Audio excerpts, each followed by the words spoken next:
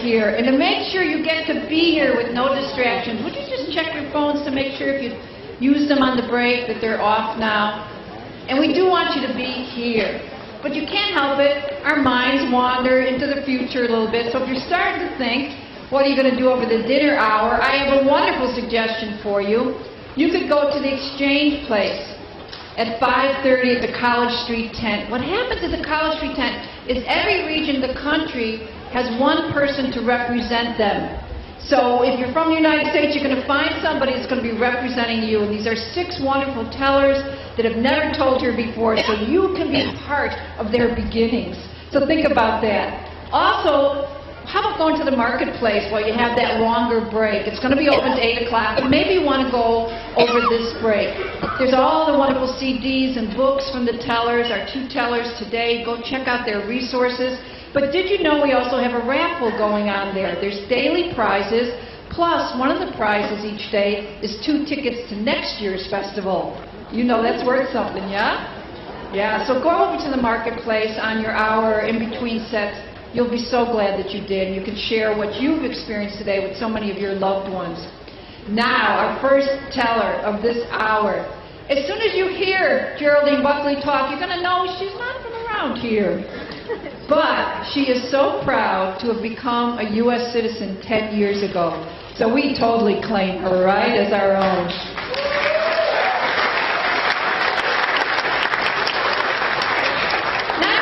I was first introduced to Geraldine Buckley before I even met her. A colleague of ours, wonderful story coach, Nancy Donovan of Minnesota, called me up one day and said, "Oh, Sue, I'm working with this woman, Geraldine Buckley. She is so wonderful, Sue. She is funny as all get out. She's insightful. She's inspiring. She's got it all. Watch this woman. She's going places." Now, what I didn't know, because I hadn't met Geraldine, is that she'd been going places for quite some time. She had been traveling for the last 30 years before I ever met her, performing, doing workshops, speaking. And then finally I got to meet her at the National Storytelling Festival in 2012 when we had the first ever Story Slam. And guess who won it? Geraldine Buckley. She crushed it. Won the whole darn thing. And since then, we've been able to enjoy her winning smile, her winning sense of humor, her winning insight. And today, you get to experience it too. Let's please welcome to our stage, Geraldine Buckley.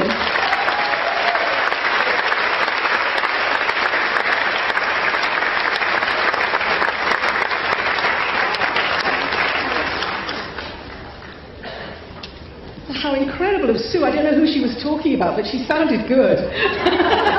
Thank you very much indeed. Well, there are some nights that change everything. Hello, Liz. Gorgeous. Hello, beautiful. I'm sorry, I didn't say hello. Some nights that change everything. I had one of those on November the 11th, 2004. That was the first time I went to prison. A friend of mine called Rebecca asked me in church if I would do a creative workshop in the men's state prison that she volunteered at. And I said yes. But it must be said, I was rather distracted at the time.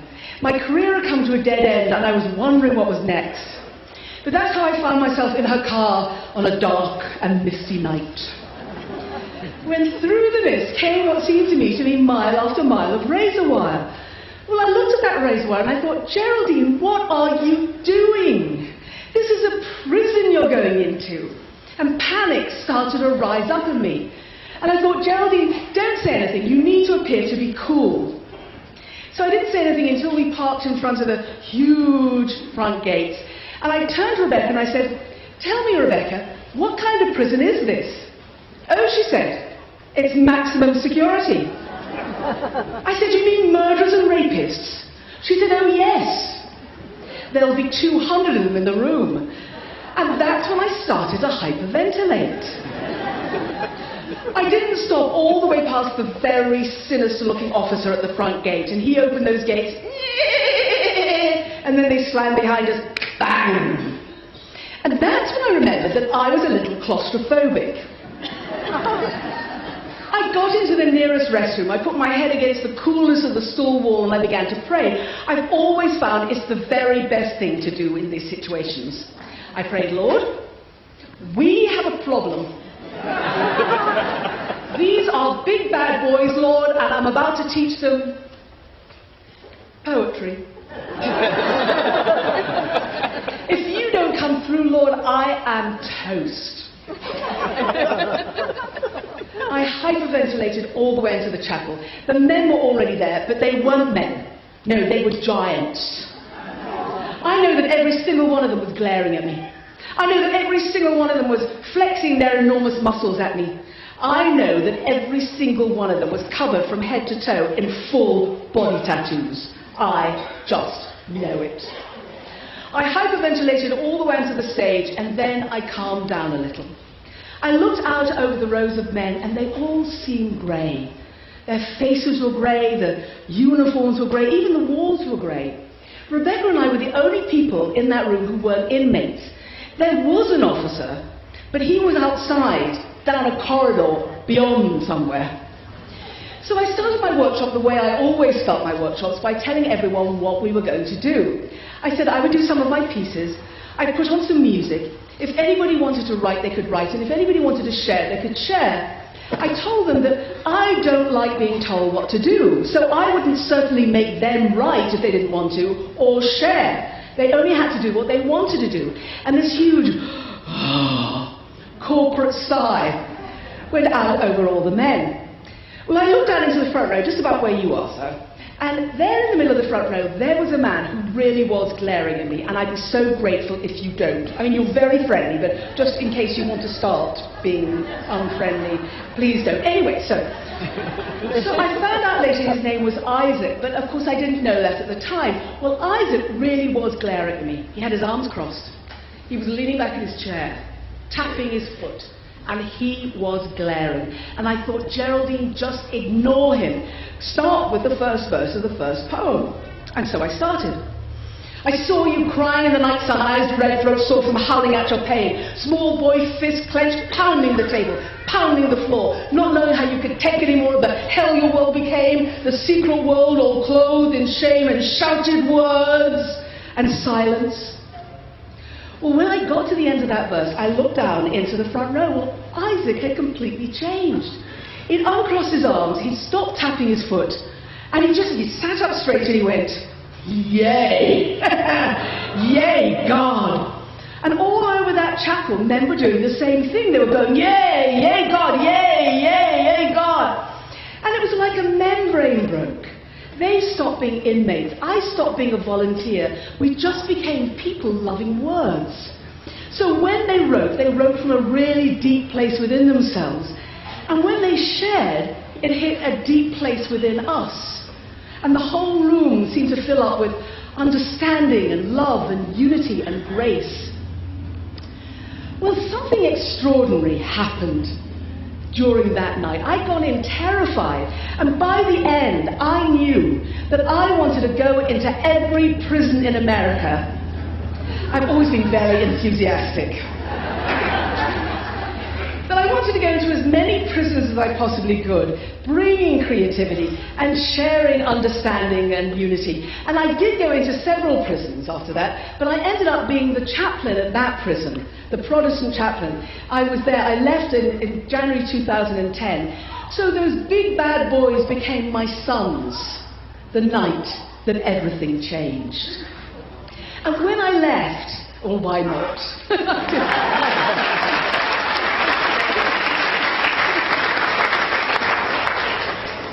Thank you. So when I left, I thought, Geraldine, what on earth trained you to be in such a job? Because we're all trained for the things that happen in our life now by things that have happened in the past. And I thought, first of all, I was reminded by a story in the Good Book that I'm quite sure many of us know. And that was that when the shepherd boy David defeated the giant Goliath. Well, if you know the story, he didn't just leap out there and just kill him the first day. No, he was trained with lions and with bears, it says. So I wondered, what were my lions and what were my bears? And I knew to find that out, I was going to have to go back into my childhood. So I would love it if you would all come with me on a magic carpet ride to a land long ago and far away, my childhood in England. Now, I have always loved to read, always. I would read things over and over and over again when I was little. And so I read them so much that I didn't know whether they're things that happened or whether I'd read about them. I mean, I would read fairy stories and then folk tales and adventure stories. Well, when I was about 8, my mother said to me, "Geraldine, it's high time you got a library card." And she took me down to the library in the small town where we lived in the north of England. And oh, I loved that card. It opened up a whole new world. It meant I could bite down there, I could gather up armloads of books, I'd check them out. I always say that in case there are librarians in the audience. I'd put them in my bicycle basket, I'd bike all the way home, I'd read them all afternoon and all evening. And then at night, my mother would come and tuck me in and say prayers with me, and she'd say good night, and I'd say good night, Mummy. And as soon as she'd gone, I'd get out the flashlight and start reading under the sheets. And I can see from some of your faces you've done exactly the same. Well, when I first got that card, my favourite author was a woman called Enid Blyton. And she wrote different series of books, but the ones that I loved at that time was an adventure series called The Famous Five. Anybody know Enid Blyton? Oh yes, there's just a few people. You know, I did this story in front of 500 English women in England, and they all stood up and cheered. I mean, she's just very, very English. But anyway, so it was The Famous Five, 2 boys, 2 girls, and a dog called Timmy. And they all spent their vacations together, and they always wanted nice, quiet holidays, but they always managed to stumble into adventures. And these adventures seemed to surround ancient houses, and hidden caves, and secret passages. And then I discovered a transatlantic heroine, Nancy Drew. She of the Titian hair, the blue sports car, and the insatiable curiosity. She knew that if you found a secret passage, all sorts of mysteries could be solved. And I wanted to find a secret passage. Now, I had read in the library, in the Junior Encyclopedia, that in England, secret passages were mainly found in Tudor and Elizabethan houses. But that didn't stop me. I went over every inch of our 1950s house, knocking on the walls, tapping on the floors, just hoping I'd find a secret passage that everyone else had overlooked. But it never happened. So I was delighted when I was 10, when our form teacher, Miss Lennon, announced that our class was going on a field trip to an ancient house, Tatton Hall. Oh, I was so excited. But when the big day came, Miss Lemming was in a terrible temper. I mean, a really nasty temper. Now, I have to tell you that normally Miss Lemming was absolutely lovely. It was a girls' school, and she was always very encouraging to the girls. She'd say things like, "Girls, you must have the courage of your convictions. If you've got a goal, go for it." And then she loved Shakespeare, and she'd quote from Henry V. "Once more into the breach, dear friends, once more, or close the wall up with your English dead," or something like that, she'd go on. But on that particular day, she really was in a bad mood. Now, I have to tell you, this was a convent day school, but of course Miss Lemming was it was a convent school. Miss Lemming was a lay teacher. So she said, "Reverend Mother has said that this class will not let the school down. And if any girl is caught getting into any kind of trouble, there will be serious consequences. Do you understand me? Serious consequences." Well, Mary, my friend, said to me, she said, "What's got into Miss Lemming?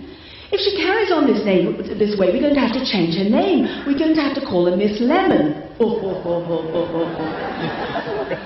Well, we weren't going to let Miss Lemon's bad temper ruin our enjoyment at Tatton Hall.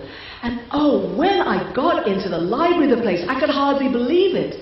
It was this huge room, and it had bookshelves floor to ceiling, and they were stuffed with books on all the 4 sides of the room. I read afterwards there were over 10,000 books in that room.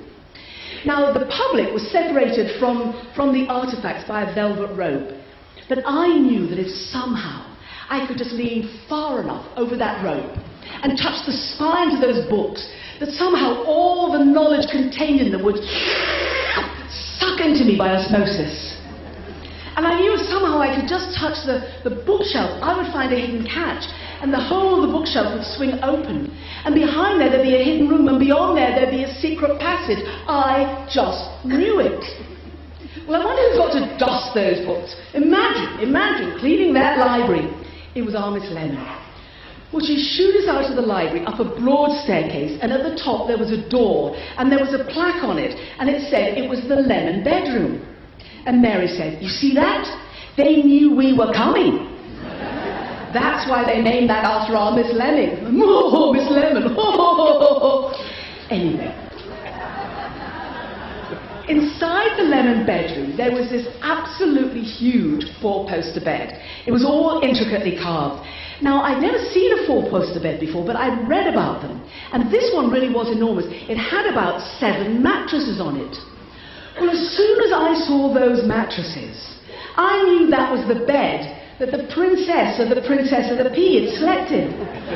Oh, she'd had a terrible night. Oh, yeah, turning black and blue by the next morning because of that pea under the bottom mattress. I just knew it. Well, I wonder who's got to make that bed, and imagine turning those mattresses. It was our Miss Lemon.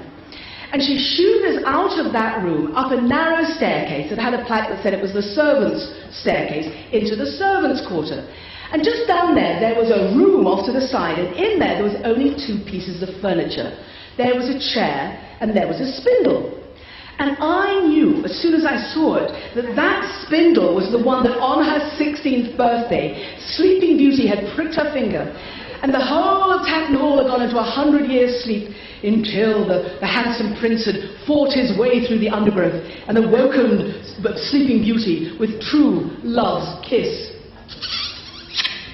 I just knew it. Well, I don't think much of the servants' quarters, and clearly they didn't think much of their servants. It was our Miss Lemon. She got us out of that part of Tatton Hall to a much older and medieval part, and that was all very lovely. But what I liked was there was a little cottage by the side of there that only had a couple of rooms in there. And in the main room, it was square, it had a wooden floor, it had a fireplace, there was a rug on the floor, and there was a table and chairs on the rug, and there was a china cabinet. And over the fireplace there was a plaque, and I went over to read it. And it said, "Underneath this rug in front of the fireplace, there is a secret passage that goes between here and the local monastery. It was built during the Reformation. It was there in the nearest church. It was built during the Reformation of the monastery to help save priests' lives." I looked at it, and all of this is true. My stories are really true. This really happened. So, and there were these secret passages all over England. I just said, this was the first one I'd found. So I looked round and I said, "Girls," I said, "there's a secret passage in this room. Come on, help me get to it." Well, I noticed that Miss Lemming wasn't there at the entrance, and nor was the docent who'd been there as well. They must have gone off to the little teachers and little docents' room. Well, Mary, my friend, said, "I don't think we're meant to. I mean, it's hidden, so it's secret." I said, "Of course it's hidden, Mary. I mean, it is secret. It's a secret passage.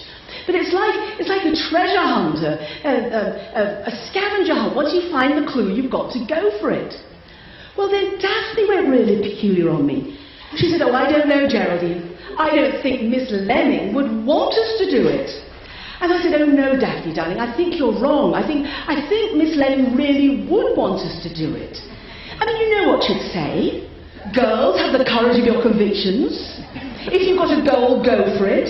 And then she'd quote that Shakespeare thing. She'd say, "Go once more onto the breach, dear friends, once more come and roll that carpet up." That's what she'd say. So the girls helped me. We took the table and chairs off the rug, and then I went over to the china cabinet. Well, it only had a whole load of cups and plates and saucers in there, and there was a plaque on it that said that these were Wedgwood and Minton and Spode. Just a whole load of old china.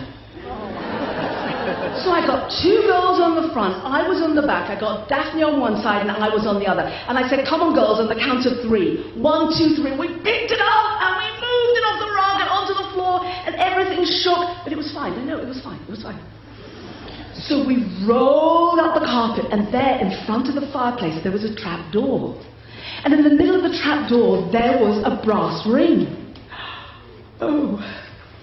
Well, I went over to it. I started to pull, but it was stuck. I was going to have help.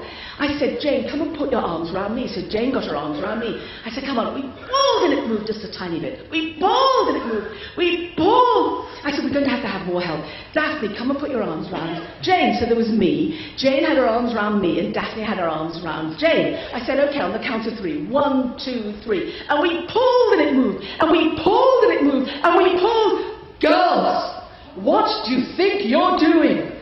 It was our Miss Lemon. She said, who is responsible for this? And I said, I am. She said, Geraldine, come over here and explain yourself. I said, will you see Miss Lemon? Oh, Miss Lemon.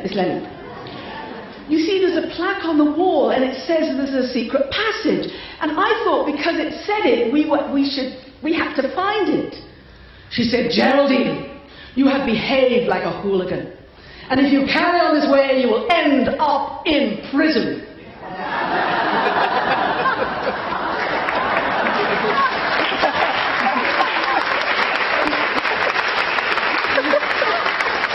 Now, I don't think on that particular day that Miss Leving thought I would end up being the chaplain in the prison.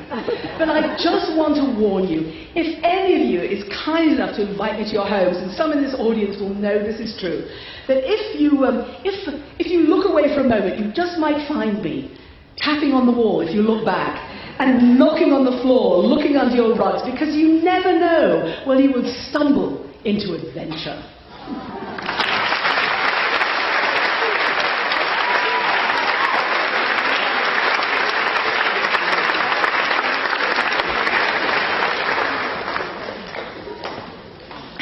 Thank you. Well, it was not long after that my mother said to me, Geraldine, so this was a few months before my 11th birthday, my mother said, Geraldine, would you like to go away? Would you like to go to boarding school? She said, if you do, it's got to be a convent. I'll pick out a few of them, and then we'll go and visit them, and then you can choose which one of those you want to go and see. She said, I'll pick out 5. And I said to her, oh, yes, please. Because I was reading a different series by Edith Blyton. This was about a group of girls who were in a boarding school in Cornwall. It was called Mallory Towers. And I just loved those books. I mean, those girls had the most marvellous time. They never did any work. They couldn't have done. There wouldn't have been enough time for them to do any work. No, they spent their days swimming in secret coves, playing tennis on the lawn, followed by wonderful teas consisting of things like lemon curd cake and ham rolls up and all washed down with lashings of ginger beer. And I wanted to go to boarding school because I wanted to be the heroine in my own boarding school story. But more than that, I wanted to go to boarding school because I too wanted to have a midnight feast. And so my mother made the arrangements and we set off to see the schools. Well, I really liked one of them because it had a really fabulous uniform. And what I loved was it had this magnificent cape with this very romantic hood. And another one, it had a truly incredible, absolutely beautiful, 2-story hand-carved wooden library. But the one that I was intrigued by from the moment I saw the brochure was one called Paul's Convent FCJ. That's the Order of Nuns, the Faithful Companions of Jesus.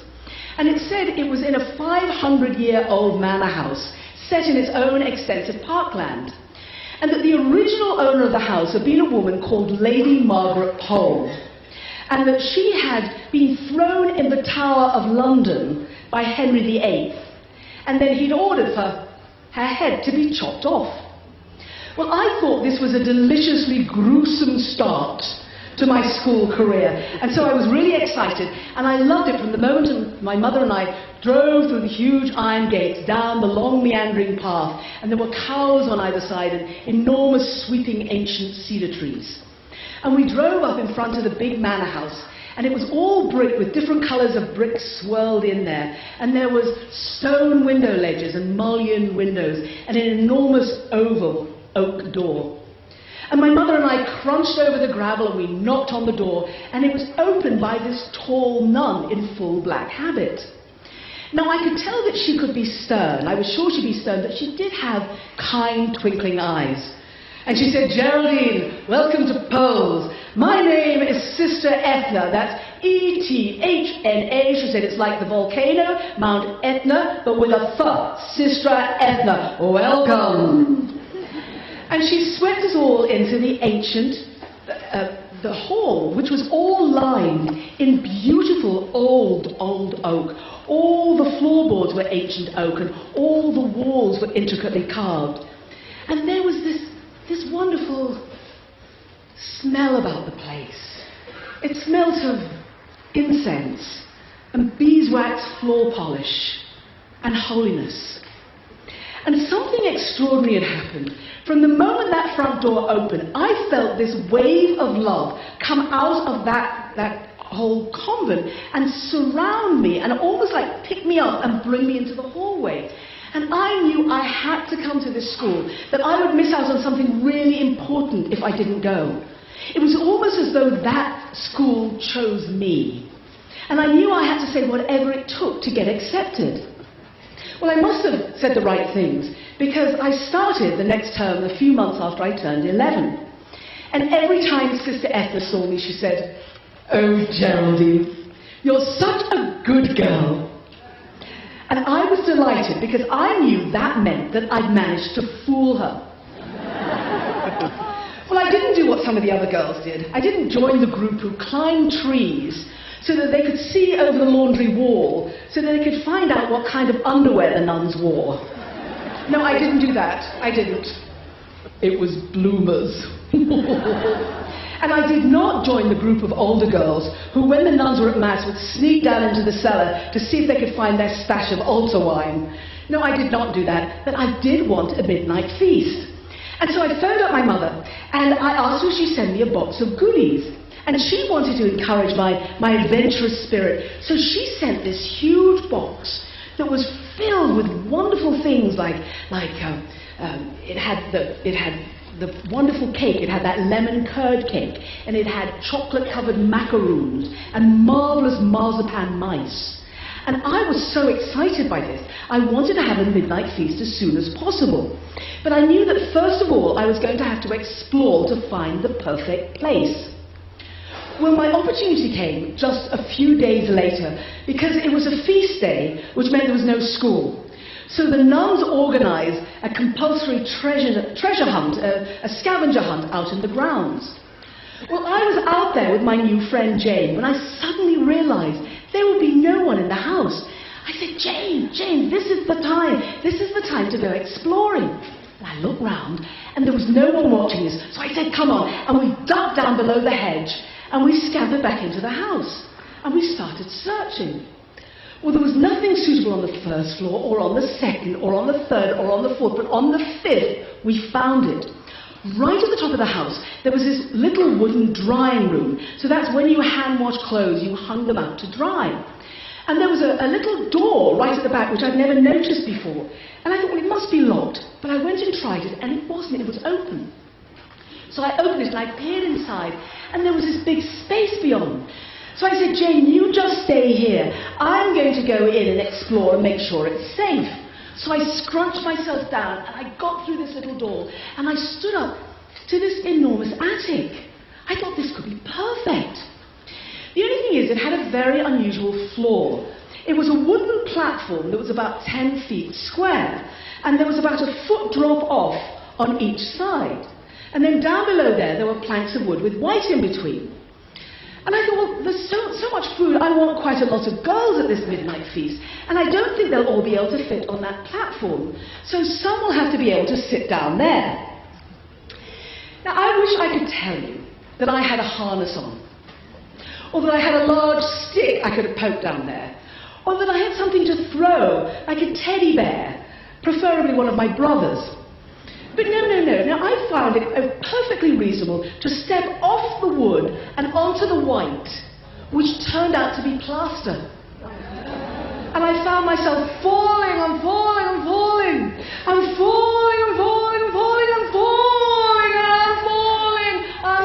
till I landed, bang! Spread eagle, concealed on the wooden floor of the junior dormitory, and right by the side of my head there was an enormous angular iron radiator. And up above me, in the ceiling, there was this enormous hole in the ceiling of the junior dormitory, and framed in it was Jane's white face. Now, I didn't know if it was white because of fear or because of plaster. But what I did know was that we were in the most tremendous trouble. So I said the first thing that came to my mind: Jane, hide the food! Hide the food! And then I checked myself to see if I was still in one place.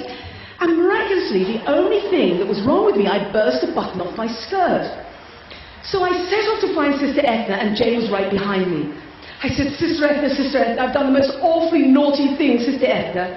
And Sister Edna said, oh no, Geraldine, you're always such a good girl. But when she realized there was now a hole in the ceiling of the junior dormitory, and I was not kidding, she was furious, and she sent me off to phone my mother. I said, Mummy, I'm so terribly sorry. I'm so terribly sorry. I've done something awfully naughty, and Sister Edna's really upset with me, Mummy. I said, you know that box? Well, I went up into the attic and I stepped off the wood and onto the plaster. Mummy, I fell through. There's now a huge hole in the ceiling of the junior dormitory. And Sister Edna says, you've got to pay for it, and I'm terribly sorry, Mummy. Immediately my mother said, Geraldine, are you all right? And I said, well, yes, Mummy, yes, I'm a bit shocked. And I'm going to be bruised, but I think they'll be yellow and pink and purple and orange. I think they'll be quite magnificent, really. And my mother, who realized that the adventurous spirit of her 11-year-old daughter, who was, after all, so far away from home, she realized that was at stake. She did the best thing she could have possibly done in the circumstance. She laughed. And that laughter sustained me through the punishment. Jane and I, we were confined to the sick bay for 2 days with only bread and milk. But we didn't worry, because we had secret sustenance. And we realized that if you're going to have adventures, you're going to have to be flexible. So that night, just as midnight was approaching, when everyone was asleep, Jane snuck out, retrieved the food, and we had the first of what was going to be many midnight feasts. Thank you all. Thank you. Thank you.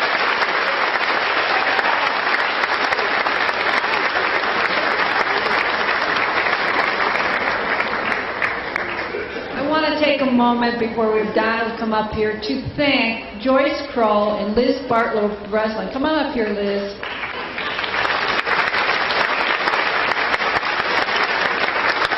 These interpreters work so hard. You see them up here as they split the hour.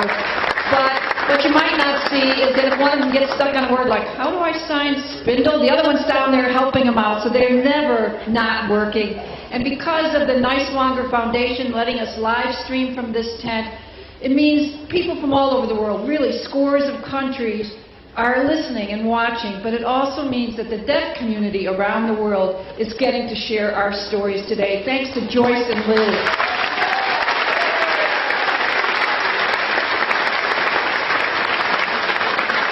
Thank you. I have a couple quick ideas again for dinner. If you haven't done this, it's so fun. The Jonesboro Novelty Band has a sing-along up in the park by the food court up there. Why don't you go up there, eat and sing?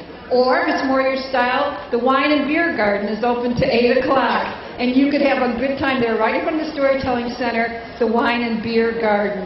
Now, our next performer, I think of as a fine wine.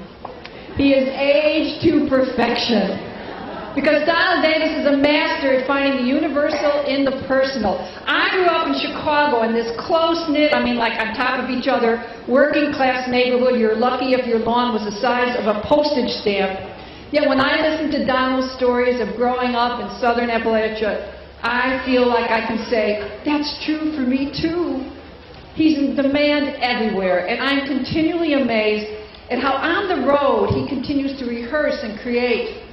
14 books, over 40 recordings. You've got to get to the marketplace and look at all that he has produced. What I love about Donald is he never rests on his laurels. And that's why we keep coming back to hear him again and again, because we know he's dependable and ever new. Please welcome Donald Davis.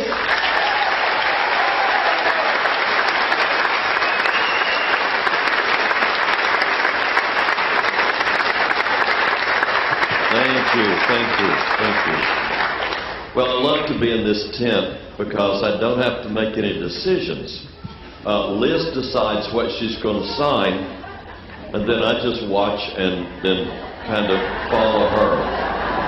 Yeah. So she's really in charge. I was almost 3 years old, and I was playing in the kitchen floor with pots and pans, my favorite toys.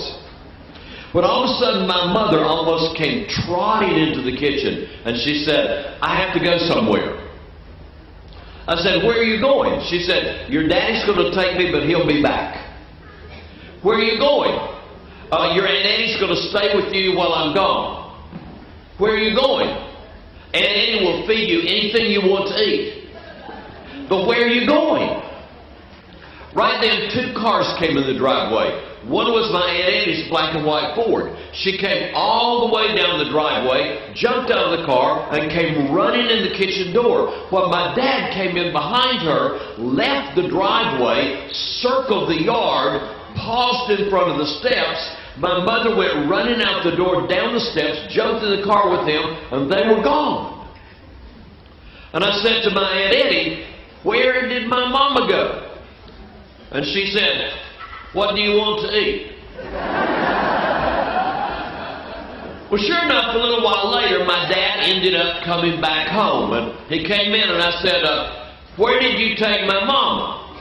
He said, "Have you eaten yet?" Well, for the next several days, almost a week, that's all I heard. Everything, and no matter what I said, "What do you want to eat? Have you eaten yet? Eat some more, eat some more, eat a little bit more." I couldn't get a question answered.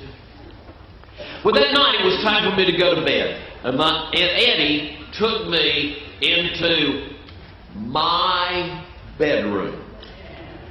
That was its name, mine. And she looked at my 2 twin beds and she said, "Which one of these beds is your bed?" I said, "They're both mine. This is my room, it's mine. Usually I sleep next to the window and my bears sleep on the other side, but they're both mine."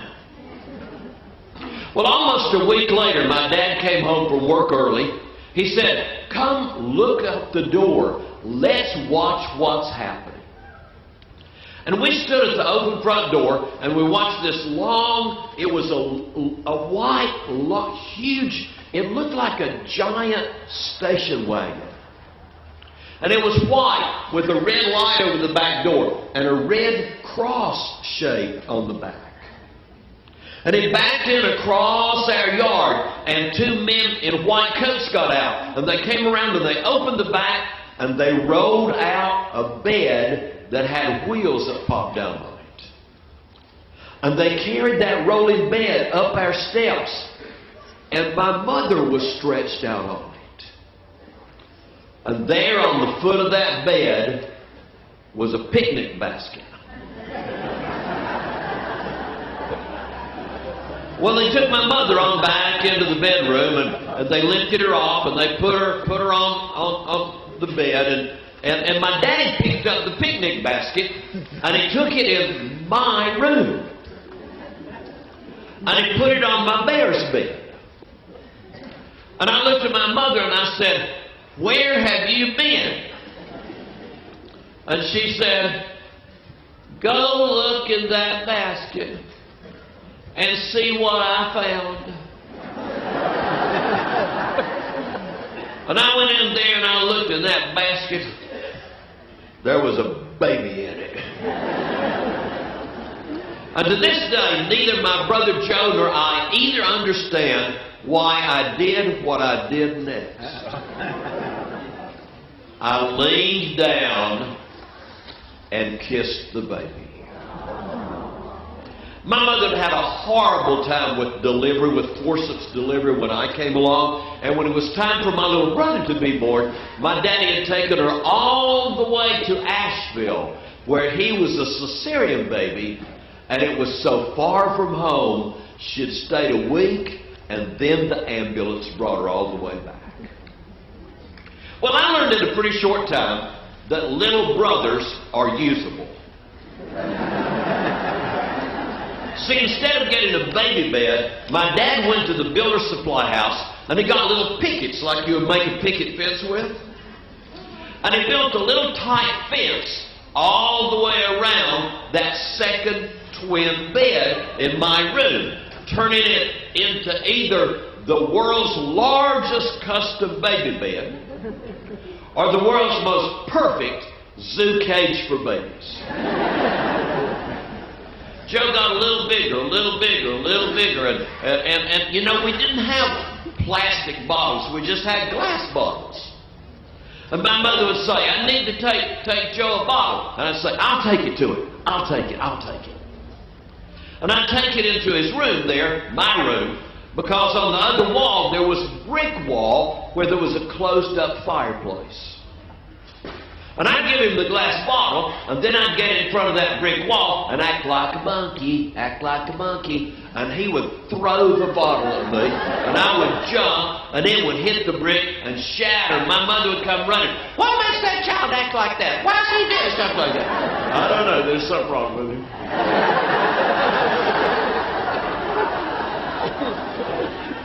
And then she would give me little crackers to take when he was teething. It was like little breadstick kind of things. And I would tie a string around him in the middle and play fishing for babies. It was great fun. We got just a little bit bigger, and the palings went away, and now we were just in 2 twin beds. I was probably about 5. He was probably almost 3. And my mother would go try to put us to bed. And she couldn't quite reach both beds at the same time. She'd get one down, the other one pop up. Down and up, down and up. Need to go to the bathroom. I don't need to go to the bathroom. He needs to go to the bathroom. I don't need. He'd go to the bathroom. Now I need to go to the bathroom now because he went and I didn't get to go. Now I need a drink of water. I don't want a drink of water. You didn't get me a drink of water. And then my mother would yell at my daddy, Joe, they're doing it again. And he would come in there. And when he left, the light would be off, and the door would be closed, and Joe and I were falling asleep, talking about what we were going to do the next day. We shared that room in total happiness all through those years when we were both too little to go to school. We shared that room when I started school and he still wasn't big enough to go. We shared the room when we were both in primary school. We shared it happily, complete happiness, all the way through elementary school. And then, all in one day, I turned 13. And I'd had enough of little brothers. In fact, I'd had enough of the whole bunch of them. Well, they were just too polite to tell me what they thought about me. Well, that very night of my birthday, we sat down at the table. I got a little present, opened it up, pushed it aside. My mother said, did you get what you wanted for your birthday? I said, no. She said, well, what did you want? I said, a room of my own. She said, you have a room of your own. That's been your room before we ever even thought about your brother. Now you are privileged to share it with him.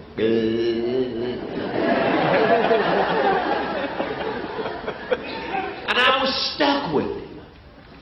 All through the summer, all through the fall of the year, all up through the winter, I thought I will never get away from that invasive species. Well, every Sunday we went to Sunday school. And every Sunday when we got home after church, my mother would always ask the same meaningless question. What happened in Sunday school today? Nothing. Till one Sunday, after Sunday school, I was ready for her. We got home. She was frying chicken. And just as she started to turn over a big piece of chicken, she said, what happened in Sunday school today? I said, am I my brother's keeper? And she slung the chicken all the way across the room, and threatened not to let me go to Sunday school anymore. Well, I was in Boy Scouts when I was 13, and way up in the winter of one of our meetings, they gave out little brochures about Boy Scout camp. Camp Daniel Boone at the base of Cold Mountain in Haywood County. And after we all looked at the brochures and talked about when the troop was going in the summer, Mr. Jack King, our scoutmaster, made another announcement. He said, I'm also supposed to tell you that some boys could get jobs at Camp Daniel Boone. It's just a junior position, and you don't actually get paid for it. It's what they call experience. But if you get accepted for one of those jobs, you could spend 10 whole weeks at Boy Scout camp free. And I knew what I was going to do. I was going to get a job and go to Boy Scout camp for 10 weeks. I thought, nobody in my family has a 10-week memory. And when that's over, I'll go home with a family that doesn't believe in little brothers. And I went home that night with the application form, ready to start building my case with my mama and daddy.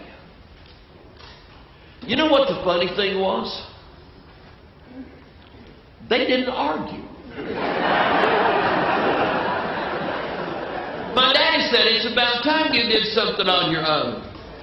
My mother said, I think it would be good for you. And they helped me fill it out. Down at the bottom, there was a place for one parent to sign permission. They both squeezed their names up, and both of them signed on that line. And we sent in the application, and not 2 weeks later, I was offered a 10-week job at Camp Daniel Boone. The job I was offered was called kitchen steward, which I didn't know was Boy Scout shorthand for cook's abject slave. My daddy read it. He said, oh, that's a good job. That's the best job there. Just think about it. It's indoors. You won't be working out in the rain like if you have to take children camping. You only have to work 3 times a day because there's only 3 meals a day. Think of all the free time you're going to have. You'll have a great time. And my mother packed all my stuff. And it was only February.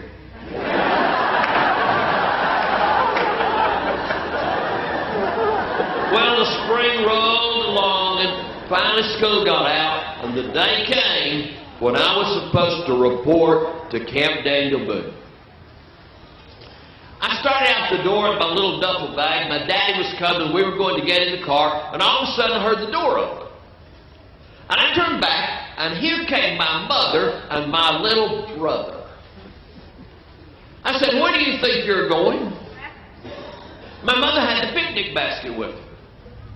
She said, I fixed a nice picnic. We're going to take you to camp and have a nice picnic on the way. I said, I don't need you. I just need a driver. But she came, and my brother Joe came, and they got in the car. And my daddy did not drive 2 miles out of town before he pulled off the road at a reinforced concrete picnic table where the entire traveling public could see you with your family. And we had the world's most endless, horribly boring picnic. Well, finally we went on to camp, and as soon as we got there, my dad looked down at the odometer. He said, 13 miles. You're so close to home, it's almost like not leaving. I don't see any reason we should need to come to see you all summer. And as soon as I was out of the car, I didn't notice how fast he drove getting out of there. Well, we were put in these little tents to stay. It was Army surplus tents on tent platforms. And I was paired up with the only other person I knew at camp, Bobby Jensen. Bobby Jensen and I had been enemies since kindergarten. And we'd had years to ripen since then. See, the problem was, I was scared of everything. He was scared of nothing. That first night, we got in that little tent on the platform inside. The floor was made out of pine boards, and through the years, the knots had fallen out and left knot holes all over the floor. And Bobby Jensen shined his flashlight down at those knot holes. He says, "Look at them snake holes." Rattle, rattle, rattle, rattle, rattle, rattle, rattle, rattle, rattle, rattle, rattle, rattle, rattle. By then I was standing up on top of the bed trying to figure out what to do. I stood up all night, never did sleep. Next day I went to the infirmary, got a great big old roll of adhesive tape. Duct tape hadn't been invented yet. And I adhesive taped every snake hole in the tent platform. The next night we got in there and Bobby said, "Well, who taped up the snake holes? Now the nice snakes that come in the daytime won't be able to get back out. Oh, tear it off." Well, the worst thing of all was, Bobby Jensen was the number 2 kitchen steward. I had to not only live with him, I had to work with him. He was a devil. And I finally decided that I would sneak out in the morning, turn off his alarm clock, and happily do the work for both of us to keep from putting up with him. Well, one day we were peeling potatoes. We were peeling potatoes with knives. And every time the cook, Miss Dearbone, would turn around, every time she'd turn around, he'd jab me with a knife. If I'd have done that to him one time, she would have caught me. He jabbed me 24 straight times. She never did see it. And the next time he jabbed me, this foot decided to kill him. It came around, if I'd hit that boy, I'd have sent him through the ceiling. But at the last split second, he jumped out of the way, and I kicked the quarter of a black 2-ton Vulcan commercial stove. And my whole leg swelled up till I couldn't bend my knee or get my blue jeans on and off. Well, being a kitchen steward and living with Bobby Jensen were the good things about Camp Daniel Boone. The bad part was I got sick. It started the second week. It was not upset stomach. It was not allergies. It was not headache. It was not overreaction to poison ivy. No. I got homesick. I was there in bed one night while Bobby Jensen's going rattle, rattle, rattle, rattle, rattle, rattle, rattle. And I thought, oh, I just wish I could close my eyes and be somewhere far away. And as soon as I closed my eyes, right there I was in the same room with my little brother Joe.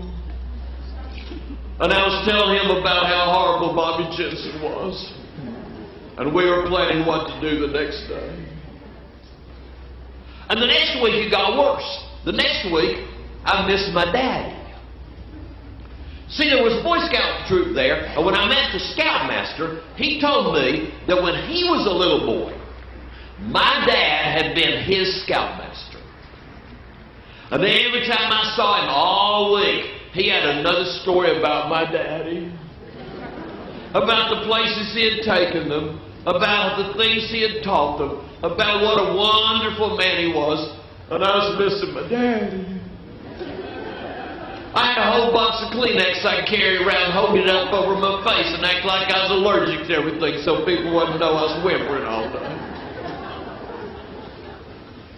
The next week, I went to the bottom. I actually missed my mother. And for a 13-year-old boy, that's as low as you can get. And I got a little calendar and looked at the day we got to leave and numbered all the days in reverse.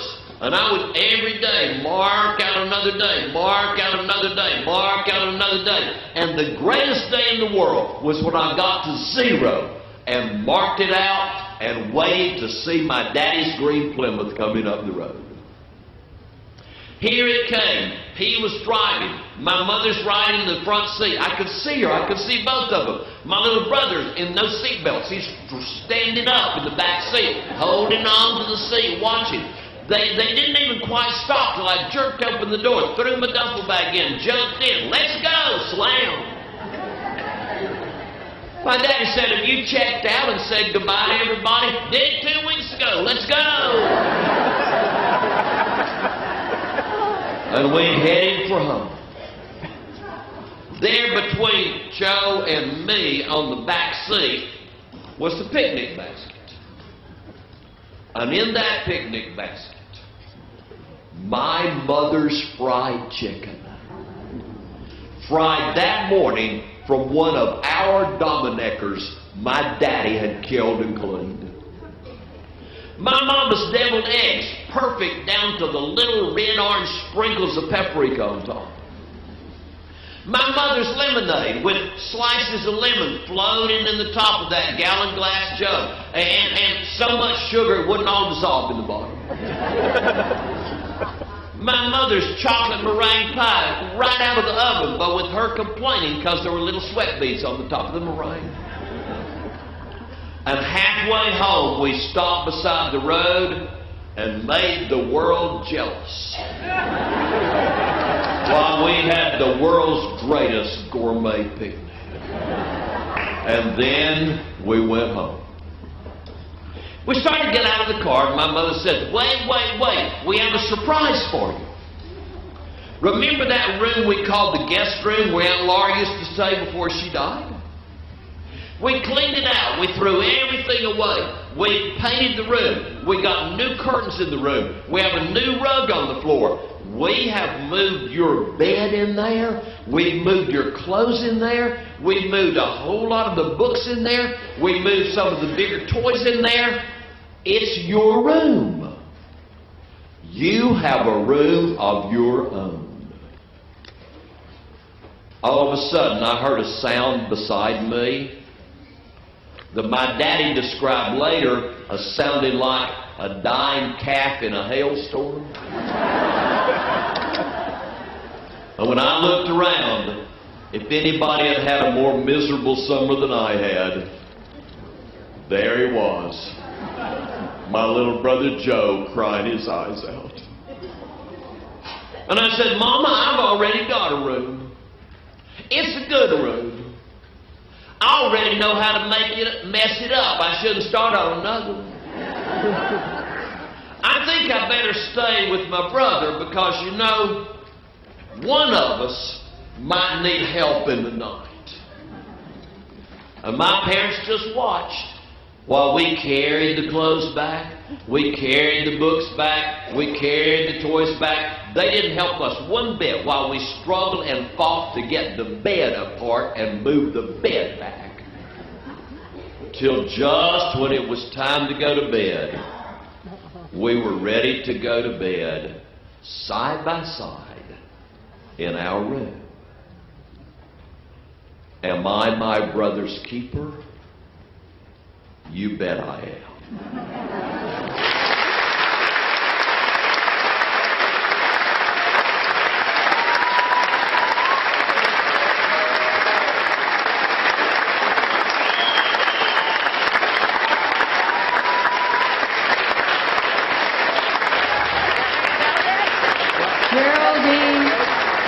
Geraldine and Donald, so humorous, so heartfelt. There are plenty of stories left. We're going to ask if over the dinner break you might support our vendors at the food court right outside here if you want to go to the marketplace and get to that vendor and then sing with the Novelty Band. Remember Exchange Place at 5:30, Olio Sampler after that, and the Midnight Cabaret. Lots of stories yet to go. But let's show our appreciation to Donald and Gerald, Liz and Joyce.